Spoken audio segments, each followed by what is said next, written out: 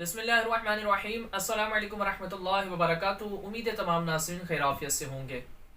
आज की इस वीडियो में हम ईसाल सवाब के मुतालिक के ईसाल सवाब करने का तरीक़ेकार क्या होता है, जो मुरव्वजा तरीक़ेकार है, क्या उसी तरीके से हम ईसाल सवाब कर सकते हैं, फ़ातिहा दे सकते हैं, या इसके अलावा भी कोई और तरीक़ेकार है। तो इंशाअल्लाह अज़्ज़वजल्ला आपके हर सवाल का जवाब इस वीडियो में, तो वीडियो को मुकम्मल देखिएगा, इंशाल्लाह आपके लिए में इजाफा होगा।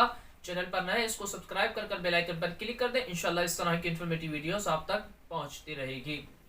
तो आप जब कुछ भी अमल करते हैं या कुरान की तिलावत करते हैं, नेक अमाल करते हैं, तो इसमें फातिहा दी जाती है।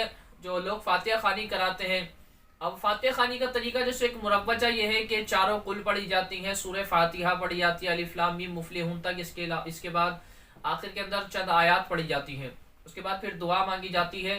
तो मुरव्वजा तरीका एक ये है।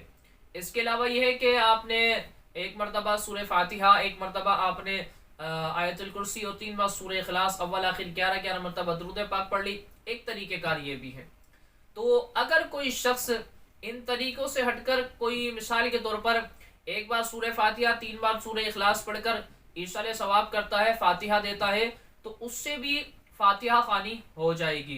ठीक है, ये जो मुरव्वजा तरीका ये लाजिम नहीं है कि इसी अंदाज से, इसी तरीके कार से, यही सूरतें पढ़कर आप ईसाल सवाब करेंगे, आप फातिहा देंगे तो फातिहा होगी, इसके अलावा नहीं होगी।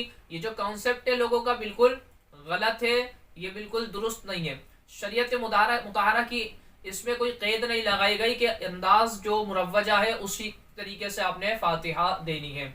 दरअसल फातिहा ये होती है कि ईसाल सवाब करना, उनको उनके लिए दुआ मगफिरत करना, और आपने जो कुछ अमल किया है उनके लिए आपने पेश करना है।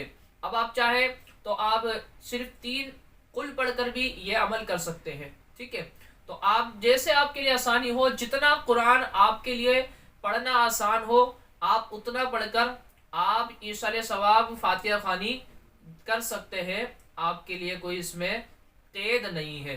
ठीक है, तो हमें चाहिए कि हम पहले मसले सीखें। बाज़ लोग होते हैं वो जिद्दत पैदा कर देते हैं इसके अंदर, भाई नहीं इसी अंदाज से होगी, इसी तरीक़ेकार से होगी, इसी तरह होगी, ऐसे करेंगे तो होगी। ये ऐसे वैसे यूं वो, जो शरीयत ने हमारे लिए पाबंदी नहीं लगाई, तो हम और आप कौन होते हैं इसके अंदर पाबंदी लगाने वाले।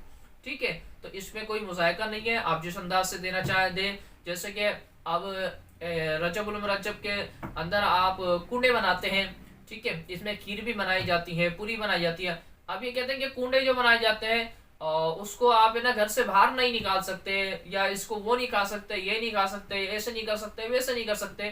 तो भाई आप अपनी तरफ से कोई इसके अंदर क़ुयूदात ना लगाए।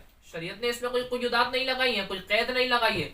इसमें आप बाहर भी ले आ सकते हैं। फातिहा का खाना, नियाज का खाना, आप इसको सबों को खिला सकते हैं, सब खा सकते हैं, इसमें कोई मुज़ायका नहीं है। अल्लाह तबारक व तआला हम पर फज़ल व करम रखे, दुरुस्त मसले सीखने की तौफ़ीक़ अता फ़रमाए। अस्सलामु अलैकुम रहमतुल्लाहि व बरकातुहू।